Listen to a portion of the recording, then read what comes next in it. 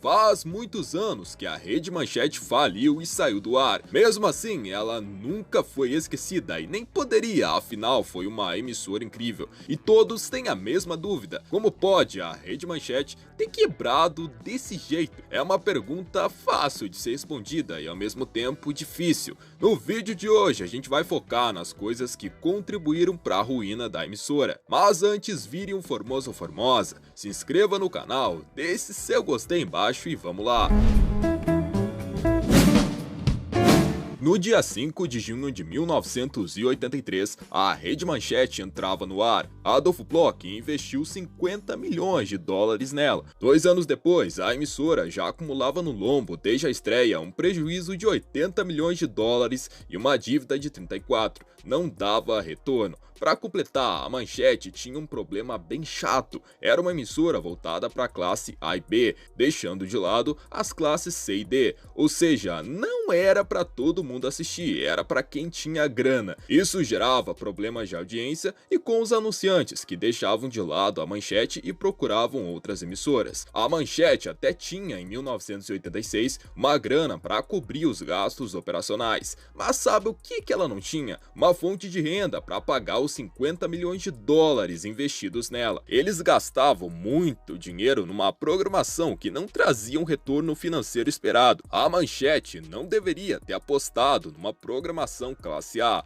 Deveria ter começado com a programação popular e mais barata desde o começo. Teria evitado muitos prejuízos e talvez estivesse no ar até hoje, mas aí não seria a Manchete, né? Com problemas de audiência, a Manchete em 1986 foi ficando mais popular. Por conta das dívidas, ela nem podia, mas gastou milhões de dólares para produzir Dona Beija para pegar o público. A Manchete produziu novelas fazendo investimentos com juros altíssimos, que cobrariam seu preço mais tarde. E mesmo com muitos prejuízos e dívidas, eles continuavam investindo mais ainda na emissora, seja em produções, equipamentos ou na própria programação. O jeito deles de contornar as dívidas era investir mais. Dá pra ver que isso não tem muita lógica.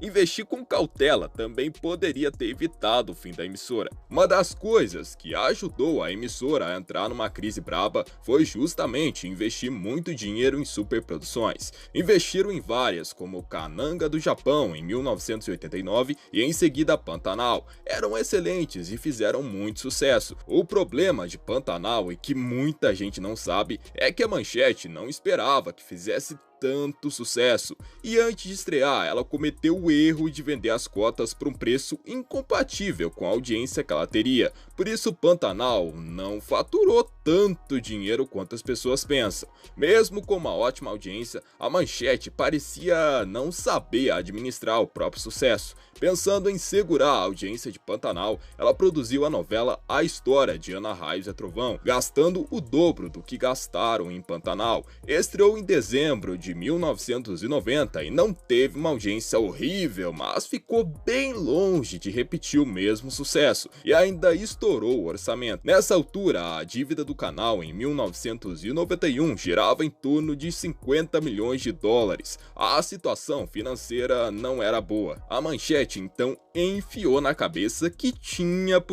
que repetir o sucesso de Pantanal. Então no ano de 91, ela tomou a péssima decisão de apostar tudo produzindo uma novela parecida, chamada Amazônia. Uma super produção complicadíssima de ser gravada. Nela a Manchete despejou muita grana. Para você ter uma ideia, toda a verba que a emissora tinha no momento foi destinada a ela. A Amazônia estreou em 10 de dezembro de 91 e foi um fiasco de audiência. A história era sem pé nem cabeça, ninguém entendia nada do que estava acontecendo. Resumindo, o dinheiro foi todo pro ralo. Juntando os prejuízos de Ana Raios e Trovão com a Amazônia, o Plano Collor e a queda de audiência que ela enfrentava, a Manchete entrou num buraco. Outro erro administrativo era o hábito terrível que ela tinha de pegar toda a verba e colocar num só programa, numa novela, por exemplo, como aconteceu em Amazônia. Se a tal produção que eles apostassem tivesse sucesso,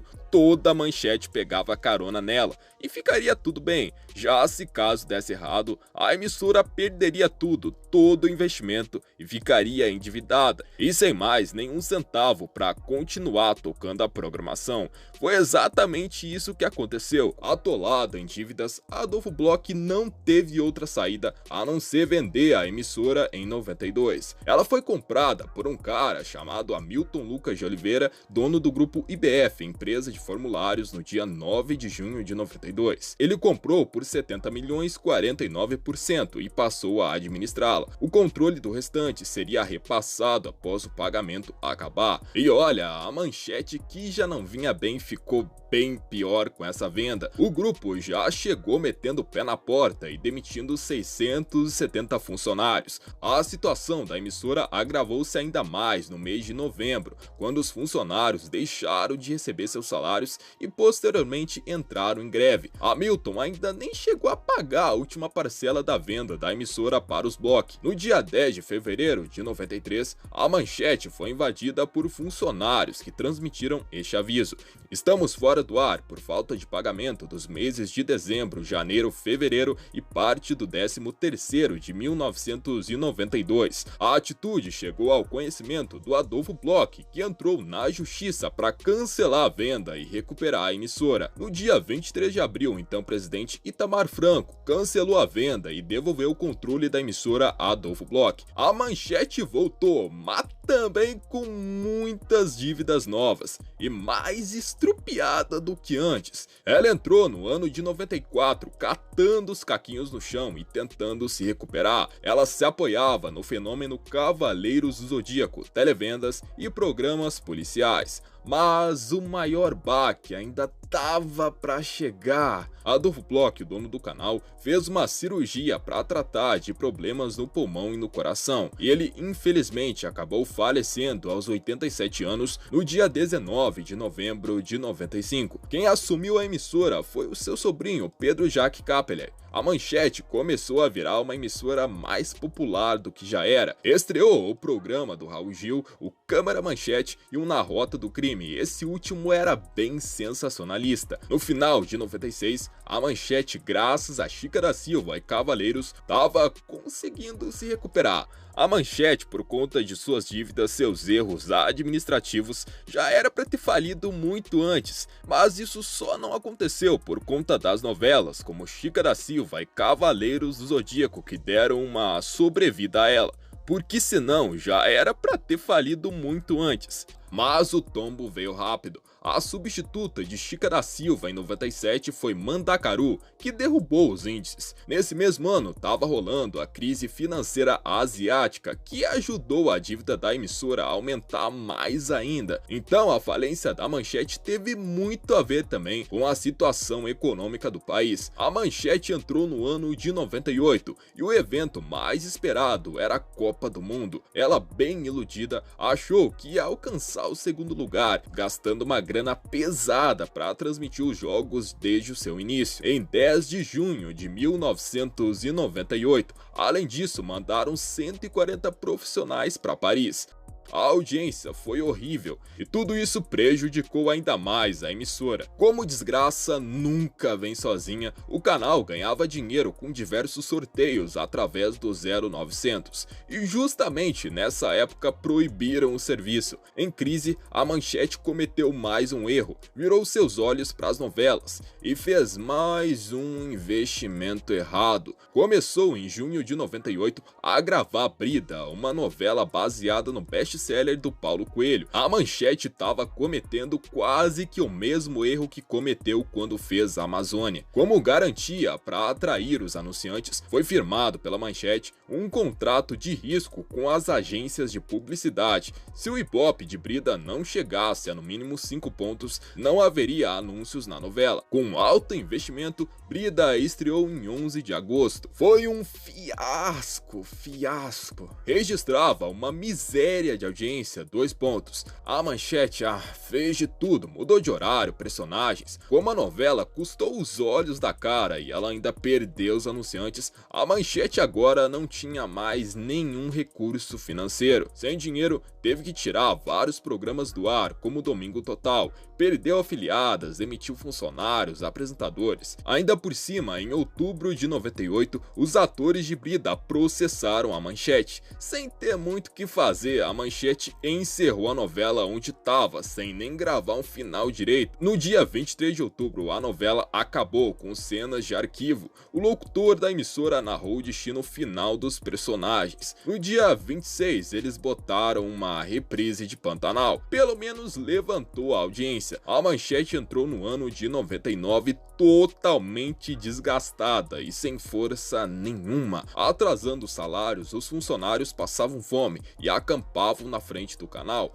Nem o Jornal da Manchete era produzido. A emissora funcionava do jeito que dava: reprises, televendas e infomerciais. No dia 3 de janeiro, a emissora foi arrendada para a Rede Gospel de Comunicação, empresa pertencente à Igreja Renascer em Cristo. Ela ia administrar e pagar os salários atrasados. Mas a RGC não pagou nem a primeira parcela do acordo. E no dia 24 de fevereiro, a Manchete foi reassumida pelos Bloch. Nessa altura do campeonato, uma coisa ainda pior estava para acontecer. As concessões da Manchete estavam vencidas desde 96. E o então ministro das Comunicações, Pimenta da Veiga, estipulou que o Grupo Bloch tinha até o dia 18 de maio para regularizar as dívidas com o governo. Senão, a Manchete ia perder a concessão. Ou seja, a emissora ia acabar mesmo, era fim da linha. Não restou mais nada a não ser tentar vender a emissora antes que ela acabasse mesmo. No mês de março, Amilcar Idalevo, do grupo TeleTV, apareceu interessado em comprar a emissora.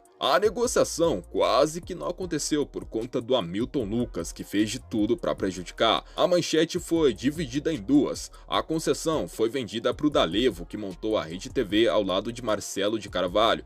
Já o resto, instalações, equipamentos, acervo, seriam compradas pela empresa de um cara chamado Fábio Saboia. Dessa forma, a TeleTV e o Fábio Saboia compraram a Rede Manchete de forma separada. No dia 9 de maio de 1999, Pedro Jaque Capelleri e Amilcar Idalevo assinaram a transferência das concessões da Rede Manchete. A emissora saiu do ar e virou a Rede TV.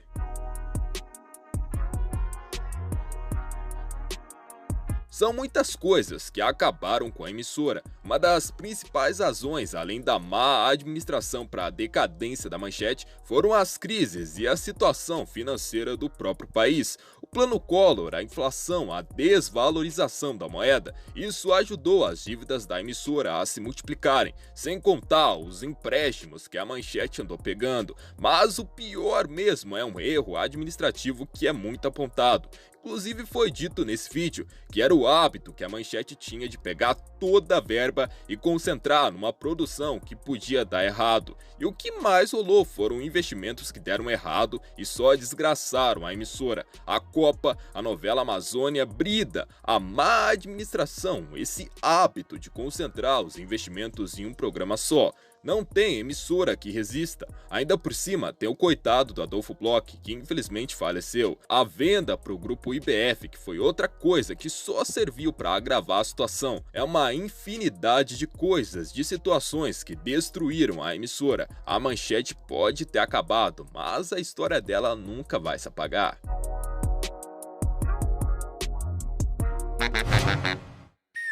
Se inscreva no canal, deixe seu gostei embaixo e continua na TV Formosa, tem vários vídeos super interessantes. Até o próximo vídeo, tchau!